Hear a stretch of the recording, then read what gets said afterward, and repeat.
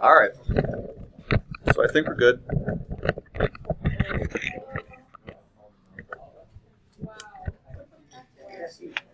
Okay.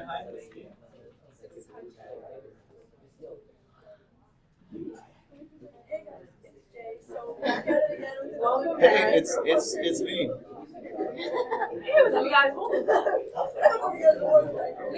So for you guys, first of all, if you want to follow along with me, excuse me, guys. If you want to follow along with me, I'm going to start off with the John Irish writing guide that I gave you guys, and then I'll be working through each of the different handouts that I gave you as well. The handouts that are going to be useful today is your Period 1 concept outline. You also have blue handouts that I gave you, not just the John Irish style guide, but also historical practices, and then finally thematic objectives. And each of these are on the piles up here, except for the John Irish packet, and that's over in that area over there. I'd like to highlight for you, first of all, what we do with this review session. And this review session is very much interruptible by you guys whenever you want to. You may ask whatever questions you like. If you struggle with anything, please let me know so that we can take care of that. And like I said, we're done at about 3. If you want to stick around later, that's fine. If you want to dip out earlier, we've got the recording going, and it looks like everything is going just fine. So when you think about the AP test, first of all, kids will ask me at the start, as you're beginning your review process, where should your time be spent? Notice that, first of all, it says that your AP test is going to have 55 multiple choice questions done in 50 minutes. It's going to make up 40% of your AP test score. And so when kids ask me, first of all, what should they be working on, you should be working on your content knowledge to improve that so you can improve your multiple choice tests. You can do that either with the practice guides that I've talked to you about, the flashcards, but anything you do to make your content stronger will also make your writing better. And even if your writing isn't polished, if it's full of content, you're going to be safe. Now, what I want to highlight for you then is time periods. Like, some kids will ask me, what time period should I be reviewing as I move forward? And so period 1 is the one that I feel very safe doing today without having to worry a ton. Because if you notice with your essay questions, you'll be able to avoid period 1 if you want to. In your short answer essay sets, they point out that one of your short answer essay questions will be from periods 3 through 8. It'll have specific skills tied to them. So when we get through to period 3, I will highlight for you what the type of questions are that can be highlighted here, what skills they're asking for. But notice question 2 is the same. So 2 of your 3 short answer sets will not touch period 1, not even period 2, dealing with early colonial experiences. They've realized over the past few years, period 1 is a rough spot for all of us. You're new students. You guys are still 9th graders at this point trying to figure out how to do this class. But notice your 3rd short answer essay set, you can either choose from periods 1 through 5 or periods 6 through 9, and you won't be punished by choosing one or the other. They will deal with the same skill, same theme, just different time periods. And so for all your short answer questions, period 1 is safe if you want to diminish that. Notice also for your DBQ will never touch periods 1 or period 2. And finally, for your long answer essay question, you'll get a choice of 3 different essays. They'll deal with the same skill, same theme, just from 3 different time periods. You'll have a choice of periods 1 through 3, 4 through 6, or 7 through 9. And so if you don't want to touch period 1 in any of your essays, you are safe. But you may find that after your review today, that might be the safest of your essay questions, so you may want to have that in your back pocket. They also guarantee period 5 will be 5% of the test. So if it's not in the essays, it's going to show up in the multiple choice portions. The idea of skipping this completely is a terrible idea, but the idea of spending tons of time on this doesn't make sense. So to help you guys out, first of all, you've already done some work previously in the past year. And for us, this is where we tie all that stuff together. And so you've done a flurry of stuff. It was pretty mind-numbing at times, the amount of things that I was asking you to do. But right now, inside your Chromebook, if you would, open up your Chromebook and find that Native American study chart that I had you guys do in September, because now's why we did that.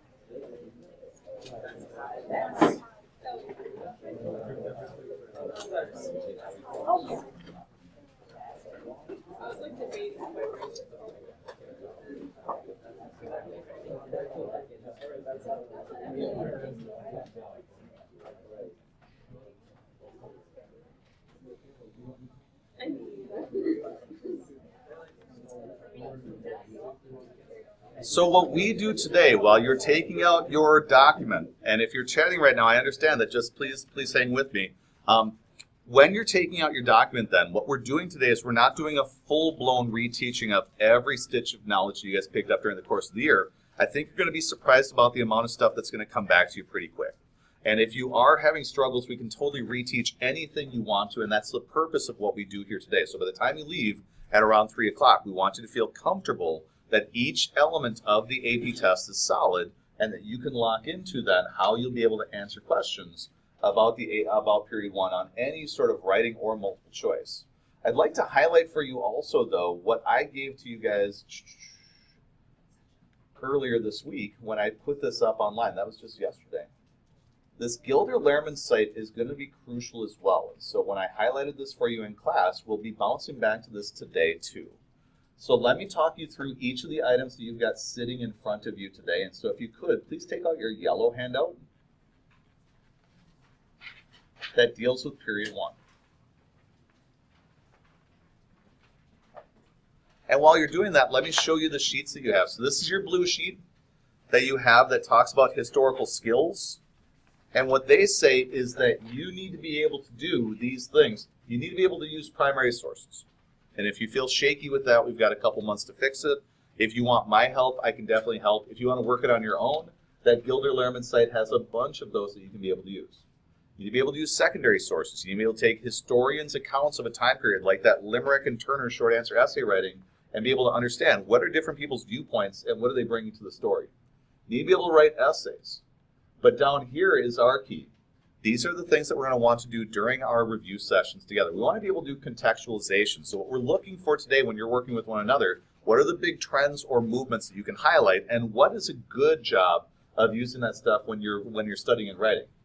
Can you anticipate, compare, contrast? And so when you're working today, what I don't want you to resist, I want you to embrace those moments where, and many of you guys are good at this, where you say, oh, this is totally like that time in, and if you're about to connect it to another time period, you are discovering what could possibly be a compare-contrast essay question. So don't resist that. Instead, explore that a little bit, because you might be finding things that you might be asked to write about in the spring.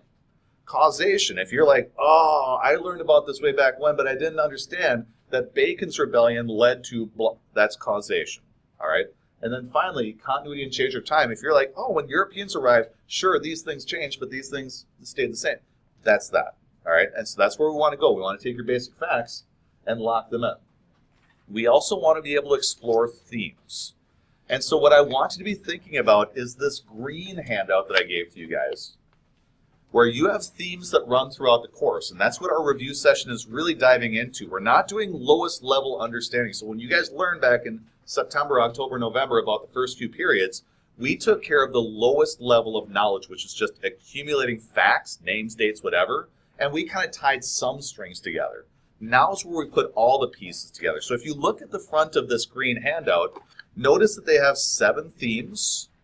And if you flip inside the first page, you'll notice that one of the themes says that you are supposed to be exploring theme number 1, American and national identity. And if you read what that says, it says that you need to be able to explain how and why definitions of American and national identity and values have developed, as well as topics like citizenship, constitutionalism, foreign policy, assimilation, and American exceptionalism.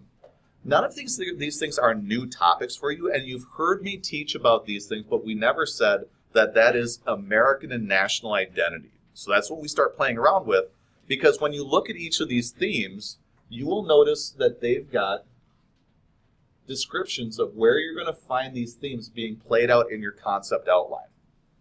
If they wanted to ask you an AP essay question, an essay question has to be about one of these things.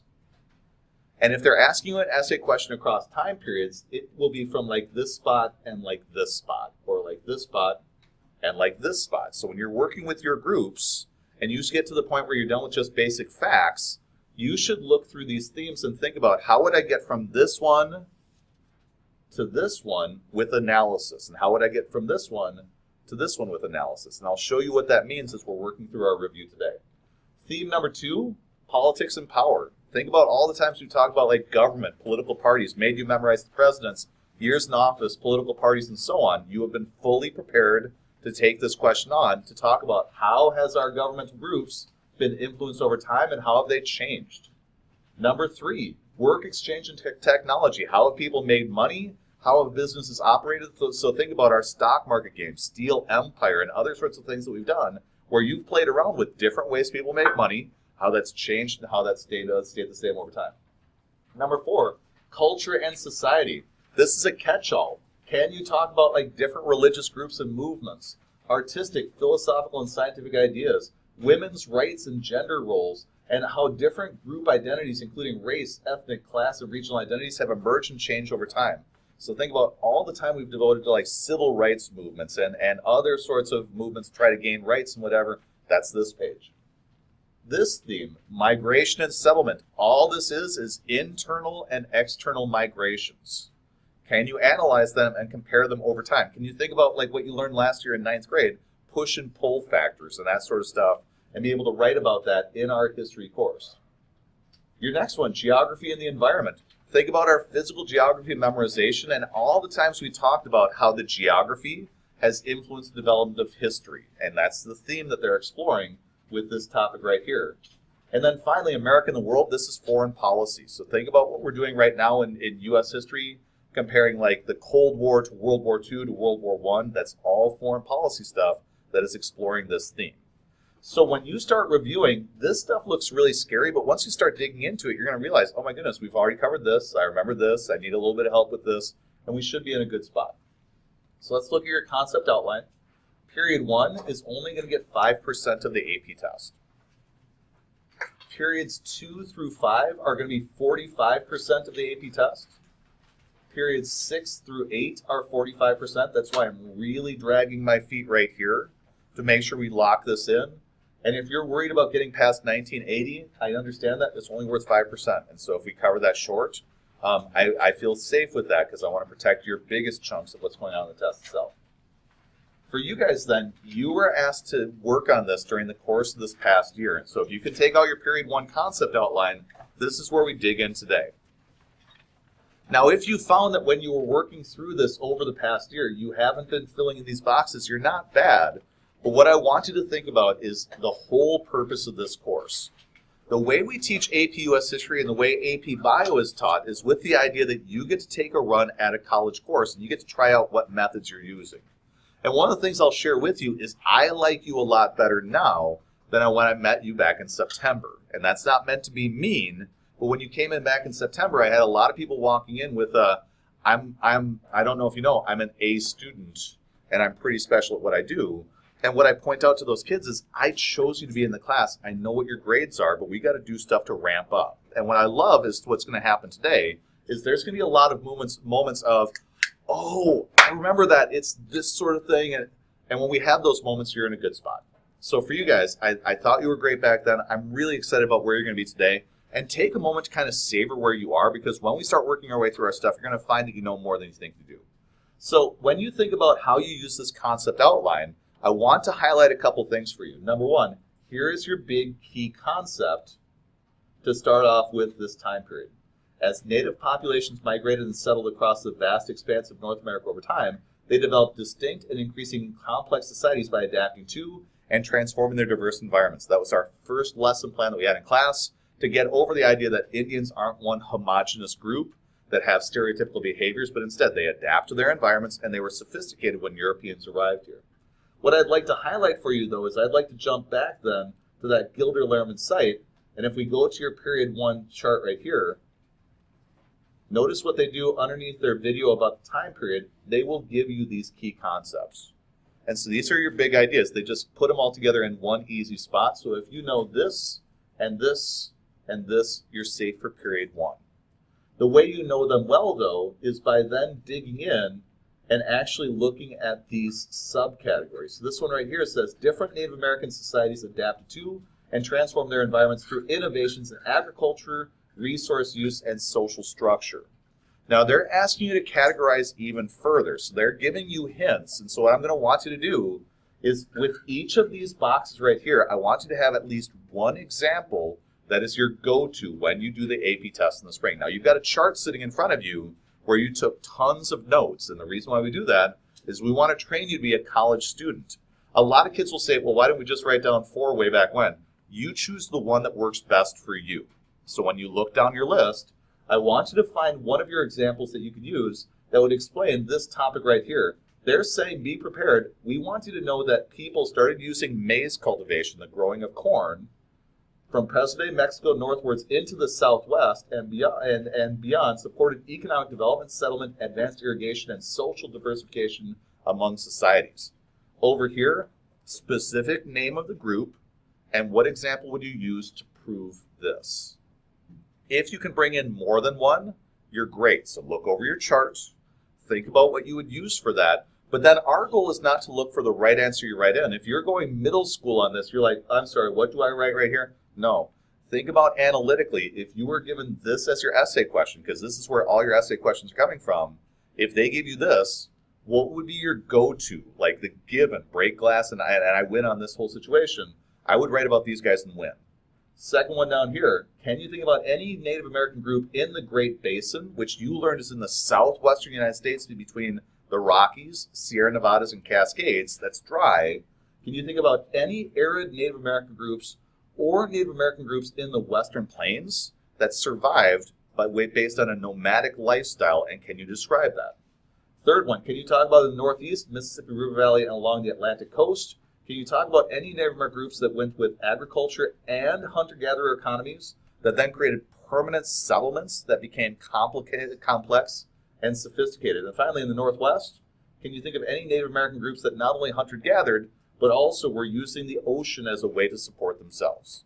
So take a moment. This is where you discuss with one another. Can you come up with examples for each that would be your go-to? Go ahead.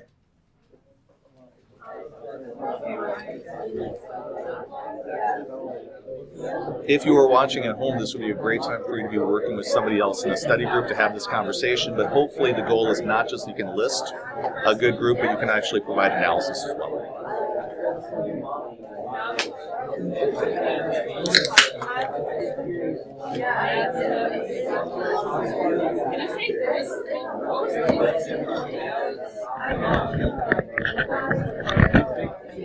Is that what you wanted?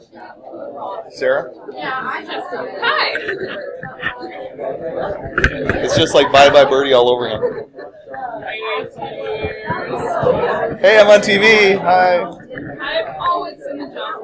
I was gonna get it on my Bye Bye Birdie.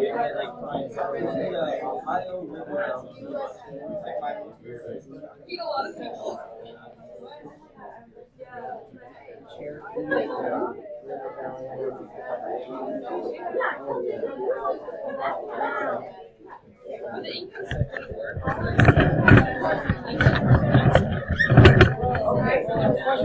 What's up? Aircraft after the Apache, the Chinook. What do you think?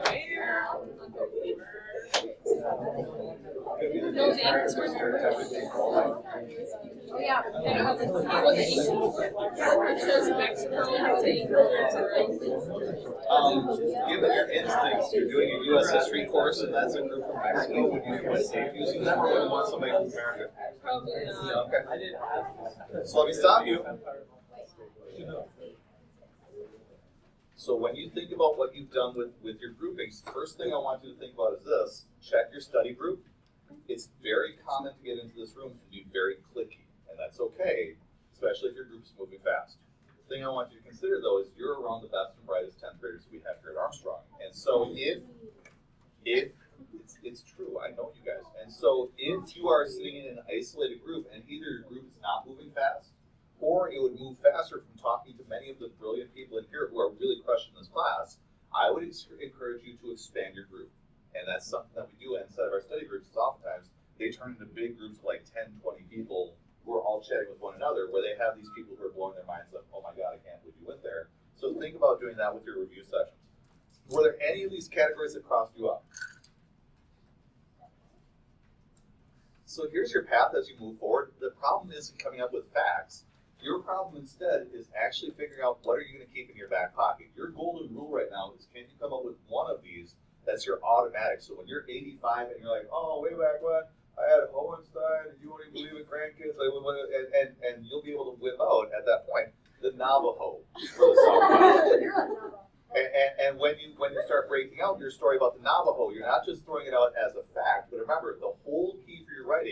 is how strong is your analysis? Can you actually tie things together to prove that you're on the right track? So it's not about the right guess. Tons of Native American groups could fit into here. It's the question of which one's the strongest for you to use analytically to tie all the pieces together. When you start talking about the Lakota in the Great Plains, that would be one of my go-tos because we showed you those guys. We showed you in the plains. They adapted to using horses eventually. They were chasing around buffalo. They were very resistant to agriculture, especially when they were put there after the Battle of Little Bighorn with the Dawes Act. So I mean, you're going to find that there's a lot of stuff that we already covered in class that might help you out with this. Choose your best. And then what I want you to consider as you get closer to the AP test, can you go from having 1 in each of these categories to 2? The stronger you make your content knowledge, the better off you'll be. Now, if you're saying, oh, I tap out, I don't even have 1 for my chart, I didn't even do my chart, whatever, you know what your baseline is, so you build from there. But your goal is this. Your competition is going to write a fact-poor essay. The people who write this essay right here are going to write something like, oh, there were a lot of diverse Native American groups, like the Cherokee, the Navajo, the Nez Perce, and others who all had diverse societies because they would grow stuff and they would hunt stuff and they used every part of the buffalo because I saw that in a movie. And so that's your competition. Your goal is, can you shoot past them? And if you do, how much further you shoot past them is what impresses the readers. And so if you're really fact-rich and you're locked in analytically, you're good. Here's what I want to highlight for you, though. Notice these 2 things over here, because that's where your essay questions come from. Every question on the AP test is going to tie together a spot on the concept outline and a theme. So the only 2 themes that could show up for this essay page right here is the first one, migration 2.0. So they want to be able to analyze the causes of internal migration and patterns of settlement in what would become the United States and explain how migration has affected American life. So in this case, they're talking about however Native Americans got here, either bearing land bridge or other sorts of paths. When they spread outwards, how did they deal with the different environments that they settled into? And that's your essay question. So if you're trying to figure out, gosh, do I need to know everything about the Native Americans? No, you need to know this or this one, Geography 1.0, which is explain how geographic and environmental factors shape the development of various communities and analyze how competition for and debates over natural resources have affected both interactions among groups, whatever. These themes don't fit naturally with what you see here because this theme is running from this point all the way forward through your course. You can take a look at your green themes packet then. Let me show you how you use this information.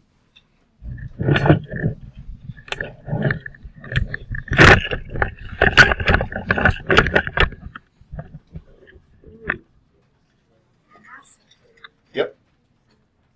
So if you look back at your green themes packet, I was just showing you Geography 1.0. It's saying to you right here that the first part of that theme is going to be explored in period number 1, concept number 1. And so you can see right here that this is this spot, 1.1.1. Okay? This theme, though, Geography 1.0, is also going to be explored right here in periods 1.2, 2.1, 3.3, 4.3, 5.1, 6.2, 7.1, all the way up to where we are right now, where they consistently keep coming back to the idea of how does geography in the United States affect people's migration and settlement patterns. And so the way that I would review is once you get done doing this yellow concept packet, I would then start running through these themes and jump from here to here to here. And what I want you to be working on is, can you figure out how is the College Board trying to link that stuff together? Because once you see those links, that's where your essay questions come from. Like if they're doing compare-contrast, and they ask you in period 1, compare the Native Americans here to the Native Americans here, and compare their relationship to the environment in 2 different time periods, that's where an essay question could come from. Does that make sense? If they're asking you to do like continuity and change over time, it would be from here to here, as they're asking, as we move from one spot to another spot on the concept outline, what things change, what things stay the same. So they're telling you exactly where to look for information. They're telling you what to link together. But for most kids, they don't know that they're supposed to be looking for that. Does that make sense? Cool. So that's the way we use these packets. And what I would encourage you to do is next week when you come to your review session, your next review is going to be on period 2, 1607 Jamestown to the start of the French-Canadian War. When we think about that time period then, I would encourage you to not just have these boxes filled in, but take a look at these things. Take a look at the themes and check the period before this, what was happening beforehand that they want you to then connect to this time, and what's the period afterwards that you're moving into. Just try to figure out relationships that move throughout. This is where our strongest writers come from. And so when we get so many 4s and 5s in our class, it's not about me being special. It's just once kids figure out that this is the way they get their grades, and they lock into figuring out those patterns, when they get to the AP test, they aren't thinking about a question for the first time. Instead, they already anticipated it. They thought about it during the review session, and then when they get there, they're like, this is it. I already know this one. Boom, boom, boom. And they knock out their stuff. So let's take a look back at period 1 and finish this up in the last 10 minutes before we turn you guys loose today. So we just finished up with Native Americans prior to Columbus's arrival. Do you guys have any questions about this content before we move away?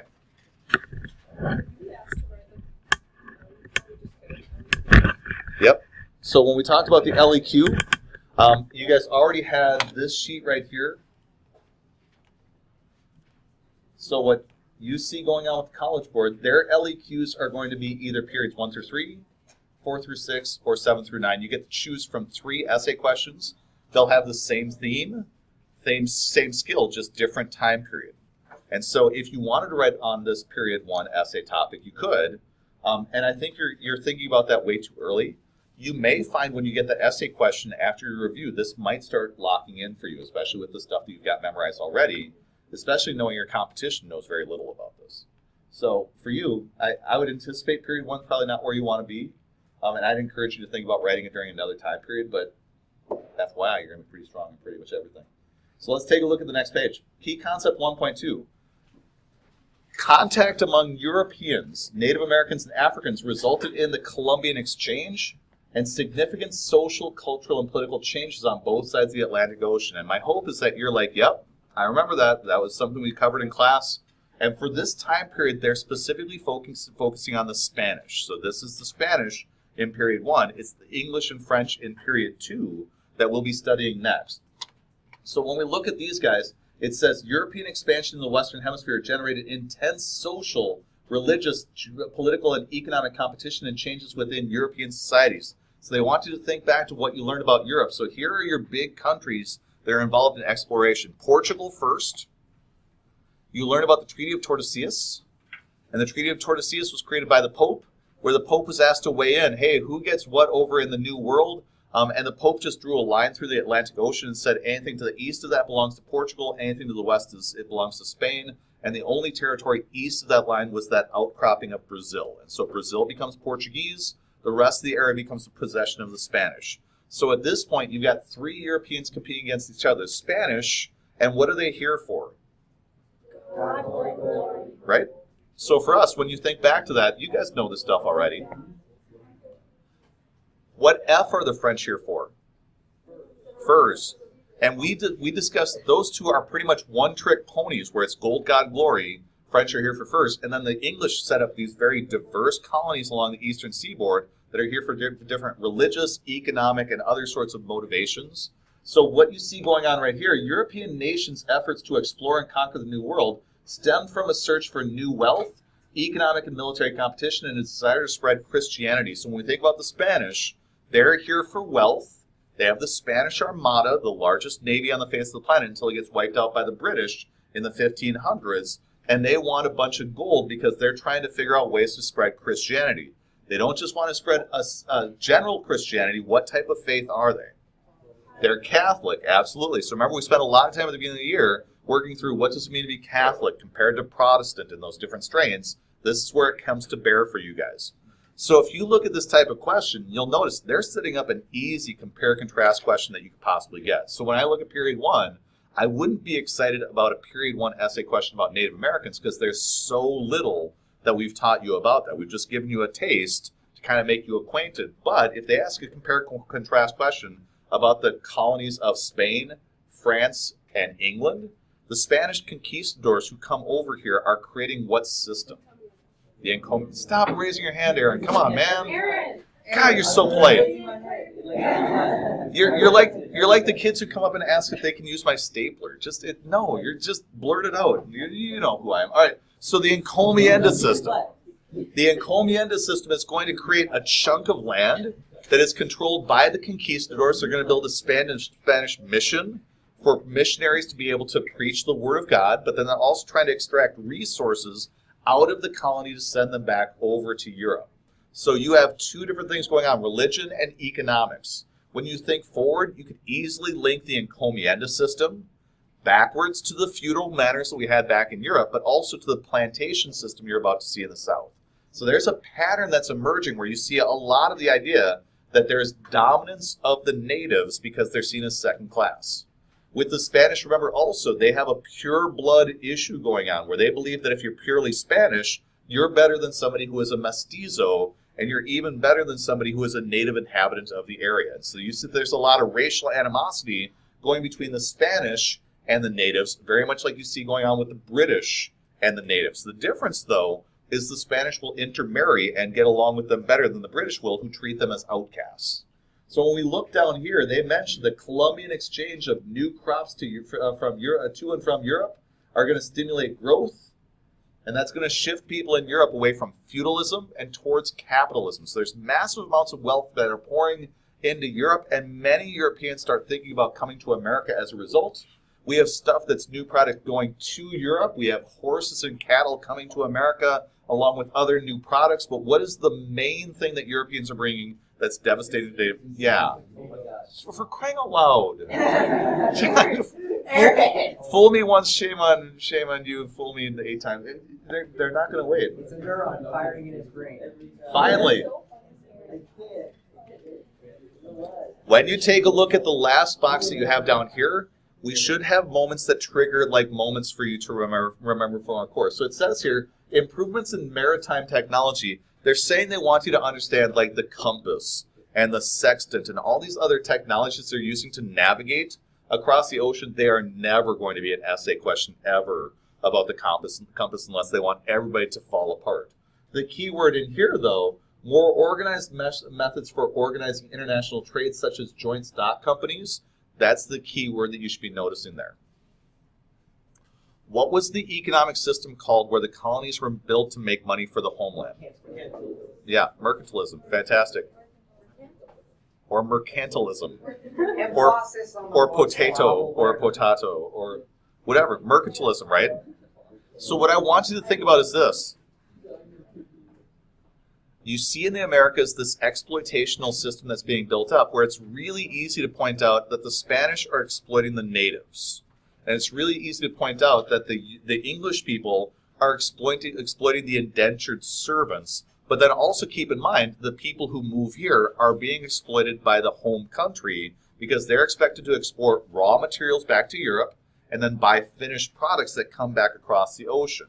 If you remember, that's going to be the thing that sparks part of the revolution, is this feeling of economic disadvantage that is taking place.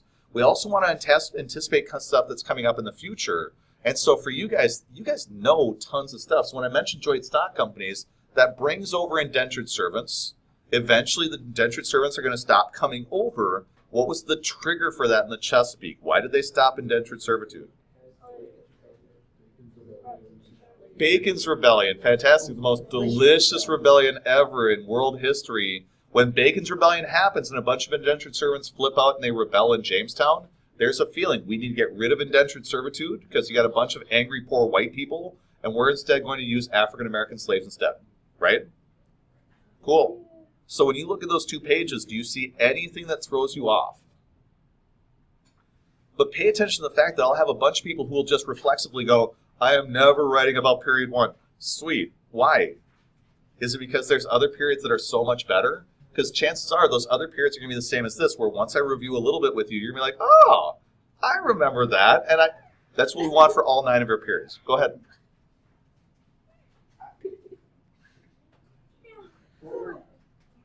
What was that big joint stock company that we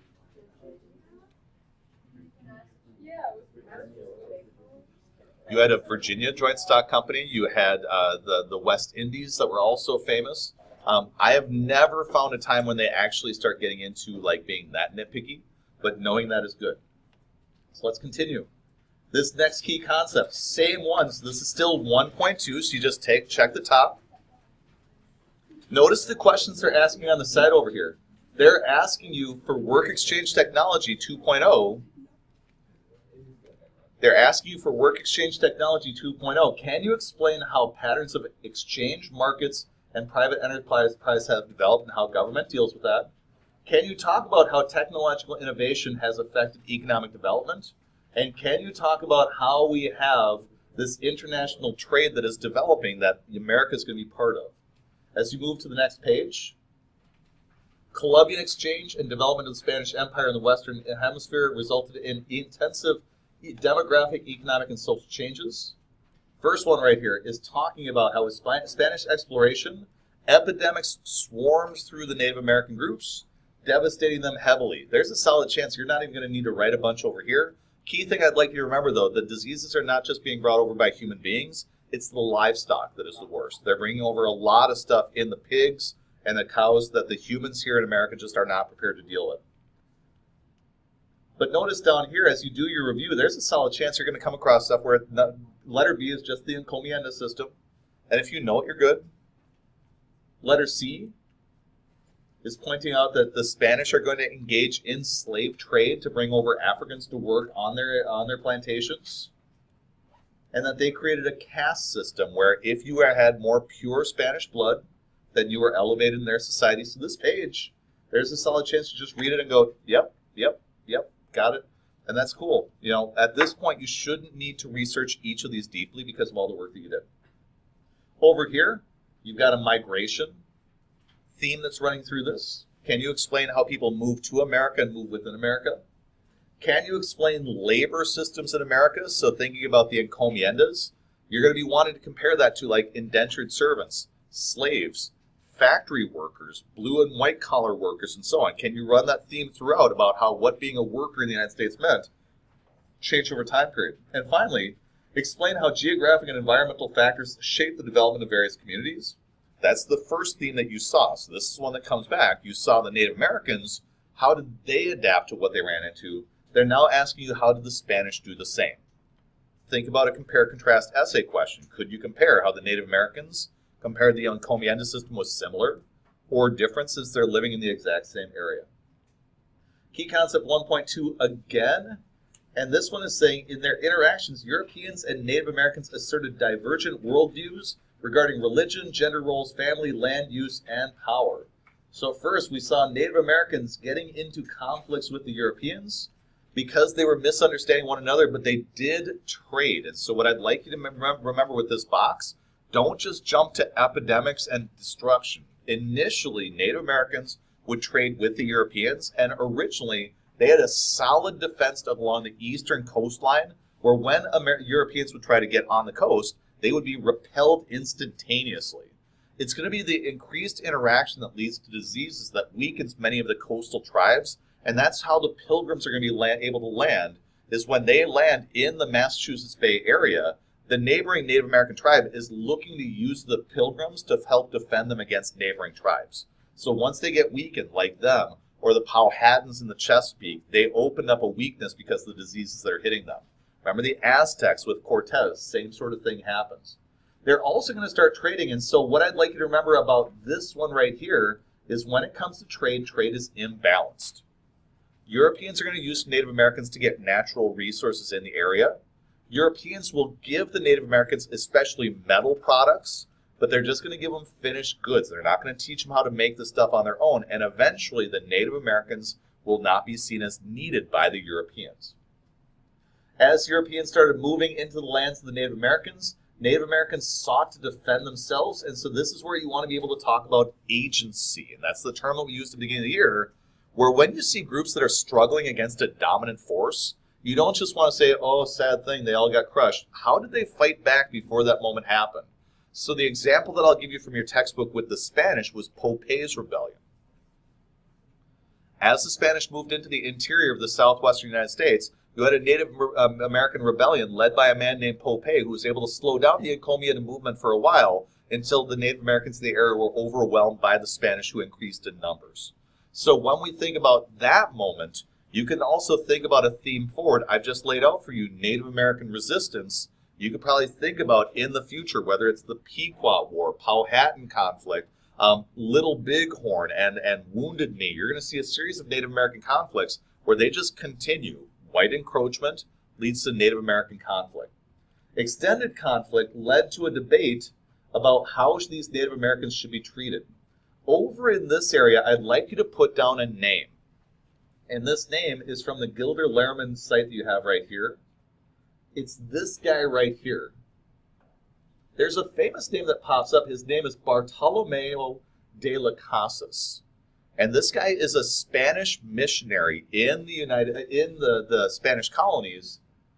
And he's troubled because he's watching the conquistadors do awful things like subjugation and torture and whatever for the Native Americans. And his point is, if we're Catholics, we're all children of God, and regardless of the fact that these guys are not acquainted with Catholicism, the idea of torturing and killing and abuse them does not match with my religious faith. He's an outlier, though. Most people are not going to agree with him, but when it comes to citing the fact that there are divergent viewpoints, what makes me incredibly nervous about this point is they're sending a shout-out that says, can you find anybody who's a counterpoint? That's the guy. And so if you want to go to this Gilder Lehrman site and look up his story, where he's got his document right here explaining his thoughts on this, this is a really good go-to that you would want to use. Now, as you can see, we're now done with period 1. There's a lot of details I left out, although not tons. And there's a solid chance that if you look this over the next week, you may find things that you're shaky on. This is how you proceed then. You've got a full notebook full of notes. Excuse me, guys, if you're packing up right now, just don't talk over me while you're packing up. If you need to pack up and leave, that's fine, but just do it quietly. Number 1, you got a full notebook full of notes. Go back to them. And if you're embarrassed by your notes, some kids will be like, oh my God, I can't believe I wrote like this. That's the process, where you start off making notes that you did in the beginning of the year, then they get better. Secondarily, check with your study group and come talk to me. So anything with period 1 right now that's not solid, let's make it solid before spring break. Because if this is the time period that every kid is like, yeah, if I got this essay question, I would never touch it. If you can go into spring break saying, I would go after that, or at least I would feel safe, although I'm certain I'm good with other ones too, you will be amazed at how confident you feel. And if we pick off a time period each of these weeks, there's a lot of kids nationwide who will Google, like if you Google search APUSH equals hell, you'll get 1 million hits like right away. Our kids typically don't have that though when they go through this process, because as they get closer to the test, their list of to-dos gets smaller. And if that's happening and all they have to do is just get stronger with content they already understand, a lot of my kids are really happy and they leave the AP test going, I thought it was going to be harder, but it wasn't that bad. That's our goal. So for you guys, I really appreciate the hard work you've put in this year. I appreciate your hard work being here today. Next week is period 2. So look over that site and make sure you come with that concept outline. We'll be good. Thanks, guys.